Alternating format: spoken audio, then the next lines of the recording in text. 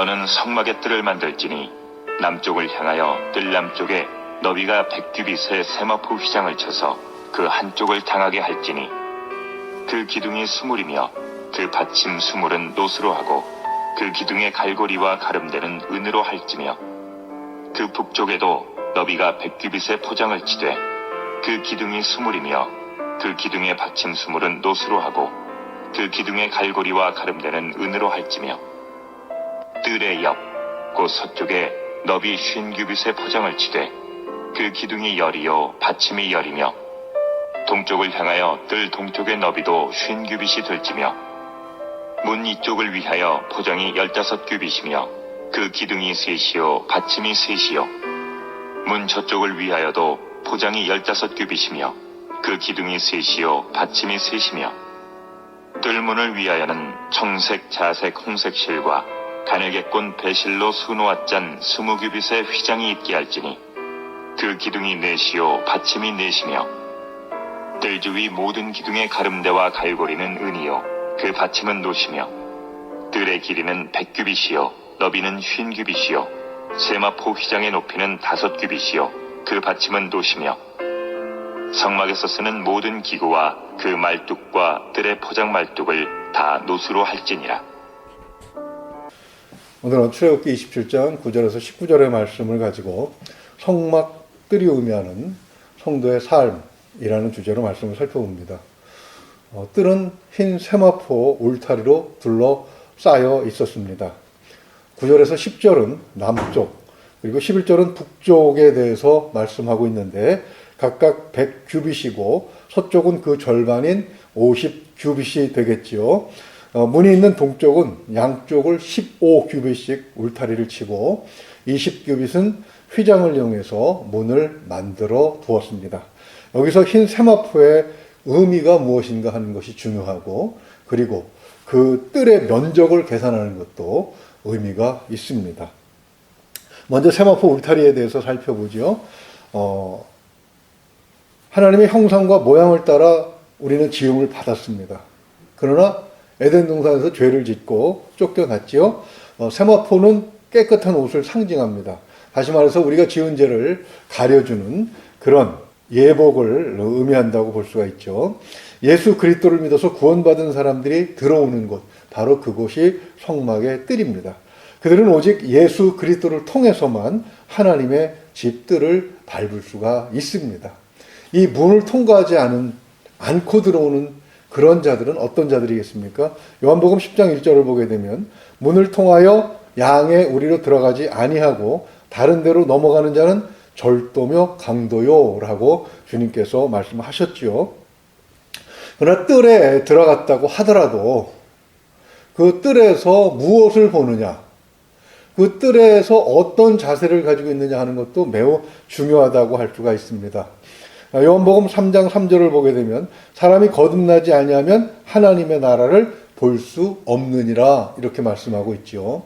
예수님 당시에 유대인들은 성전 뜰을 장악하고 있었고 대제사장들은 여전히 예배를 주관하고 있었지만 그들은 하나님을 보지 않고 사람들의 머리수만 보았고 사람들이 가져오는 재물들에만 현혹이 되어 있었고 그리고 그들이 바치는 그 종교적 행위에 대한 존경심만을 목적했던 것을 볼 수가 있습니다. 그들은 진리를 보지 못하고 하나님을 볼 수가 없었던 것이죠. 그래서 에베소서 4장 21절에서 24절까지를 보면 이렇게 말씀하고 있습니다. 진리가 예수 안에 있는 것 같이 너희가 참으로 그에게서 듣고 또한 그 안에서 가르침을 받았을진데 너희는 유혹의 욕심을 따라 썩어져가는 구습을 따르는 옛 사람을 벗어버리고 오직 너희의 심령이 새롭게 되어 하나님을 따라 의와 진리의 거룩함으로 지으심을 받은 새 사람을 입으라. 아멘. 즉 뜰에 있는 사람들을 그리스도인이라고 부릅니다. 이들은 이미 구원을 받은 사람들이죠. 구원의 확신과 함께 그리스도가 꼭 필요한 사람들입니다. 세마포 옷을 입지 않은 사람들은 아직 구원받지 않은 사람들인 것이죠.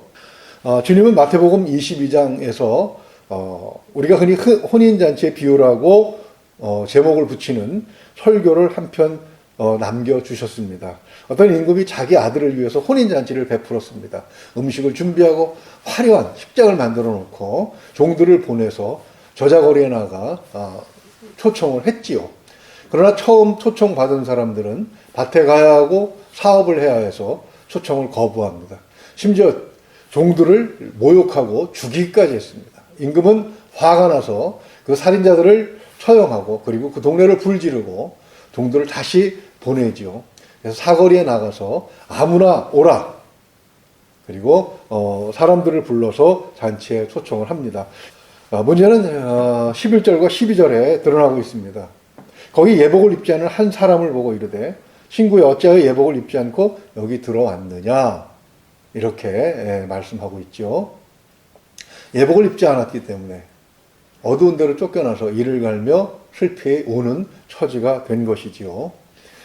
그러나 뜰에서 머무는 것이 아니라 더 나아가야 할 곳이 있습니다. 그곳이 어디입니까? 바로 성소와 지성소지요. 뜰의 모형을 보시면 이렇습니다.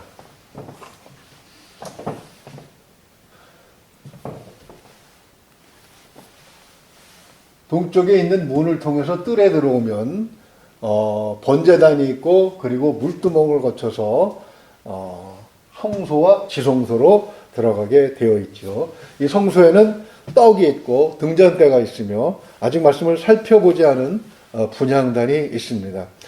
이미 살펴본 것처럼 떡은 주님의 몸을 비유하는 그런 말씀이고 또 그 말씀을 먹고 성령께서 공급하시는 생명의 빛을 따라서 기도의 향기를 항상 하나님 앞에 올려드리는 그런 삶을 사는 것이 진정한 성도의 삶을 사는 것이라고 말씀하시죠. 이걸 신학적으로 성화라고 이야기합니다.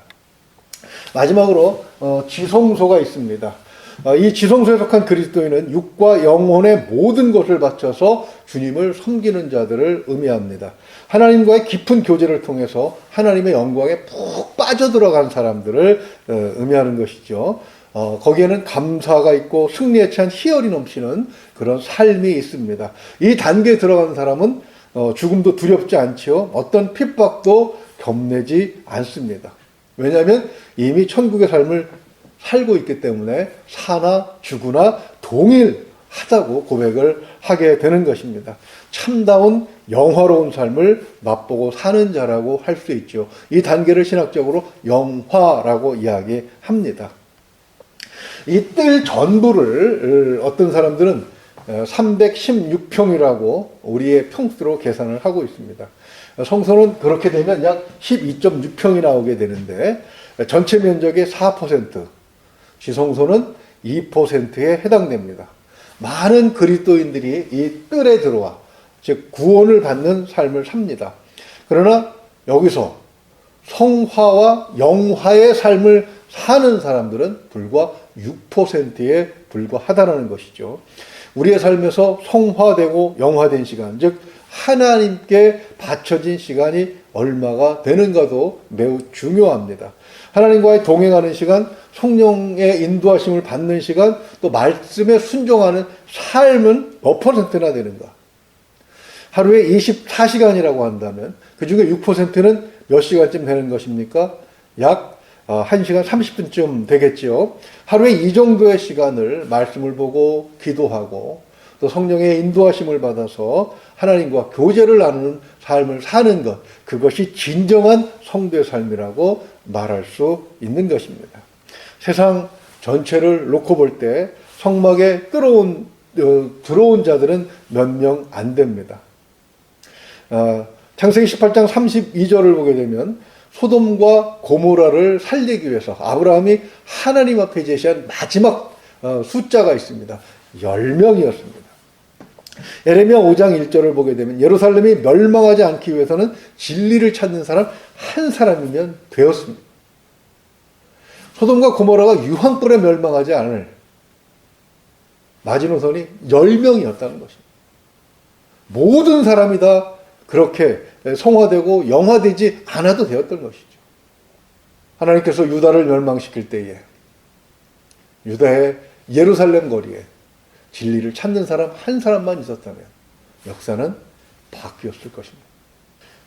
바닷물에는 3%의 소금이 녹아있다고 하죠. 이 3%가 고여있는 바다를 썩지 않게 만듭니다. 1980년도에는 한국 인구의 약 25%가 기독교인이라고 기염을 토한 적이 있었습니다. 4분의 1이 기독교인인데 한국 교회는 정화되고 있었습니까? 물론 경제는 발전했지요. 그리고 사람들의 삶의 수준도 비교가 안 될 만큼 발전을 했습니다. 그러나 창세기 3장에서 보듯이 보암직스럽고 먹음직스럽고 탐스러운 열매가 얼마나 해로운 것인지 우리는 알고 있는 사람들입니다. 성도는 그 모든 것들을 벗어놓고 세마포 옷을 입어야 합니다. 즉 성막으로 들어가야 하는 것이죠. 그러나 여기 머물러서는 안 되고 성소, 즉 말씀을 먹고 그리고 성령의 비침을 받고 기도로 하나님 앞에 나아가는 그런 성도의 삶을 살아야 합니다. 즉 지성소에까지 들어가야 한다는 것이죠. 주님께서 자기 몸을 십자가에서 찢어서 열어놓은 그 길을 따라 하나님 앞으로까지 가야 한다는 것입니다. 이러한 진정한 그리스도인은 이 세상에서 얼마나 되겠습니까? 사실 앞에서 살펴본 것처럼 숫자는 중요하지 않습니다. 중요한 것은 있느냐 없느냐 유무가 중요한 것이죠. 그것이 세상을 살리는 이유가 되기 때문입니다. 더욱 중요한 것은 내가 4% 또 더 나아가서 2%에 들어가는 그런 성도인가 하는 점입니다. 다른 사람들은 다 천국에 들어가는데 나는 구경만 하고 있다면 얼마나 억울하겠습니까? 하루 1시간 30분 정도는 기도하며 말씀을 먹고 그리고 성령의 인도함을 받는 삶을 통해서 삶 전체가 하나님과 동행하는 삶으로 이어지는 그런 축복이 있기를 주님의 이름으로 축원을 드립니다. 기도하겠습니다. 은혜가 풍성하신 우리 아버지 하나님, 성막의 뜰을 통해서 우리 기독교인의 정체성과 삶이 어떠해야 하는지를 다시 한번 확인하게 하시니 감사합니다. 비록 코로나19로 인해서 어려움 가운데 있지만 하나님 이 코로나19를 통해서 참으로 진정한 세마포옷을 입고 있는 자와 그렇지 않고 문을 통하여 들어오지 않은 그런 자들이 있다는 사실을 확인하게 하시니 감사합니다. 하나님 예수 그리스도를 통해서 오직 성소를 지나 지성소에 이르는 성도의 삶을 살 수 있도록 우리를 붙들어 주시기를 원합니다. 하나님 앞에 6%의 삶을 드릴 수 있게 하시고 그 6%의 삶으로 우리 삶 전체가 하나님 앞에 복을 받는 그런 삶이 되기를 소망합니다. 하나님 세상이 문화적으로 그리고 경제적으로는 발전하는 것 같지만 어두운 구석의 어두움은 더 짙어지고 있습니다. 하나님 그런 구석구석을 빛으로 비출 수 있는 진정한 성도의 삶을 살 수 있도록 우리를 붙들어 주시옵소서. 세마포 옷을 입고 성막 뜰을 지나서 성소를 지나 지성소에 이르는 복된 삶을 살 수 있도록 인도하여 주시옵소서. 성령께서 함께 하시길 원하옵고 바라오며 우리 주 예수 그리스도 이름으로 기도하옵나이다. 아멘.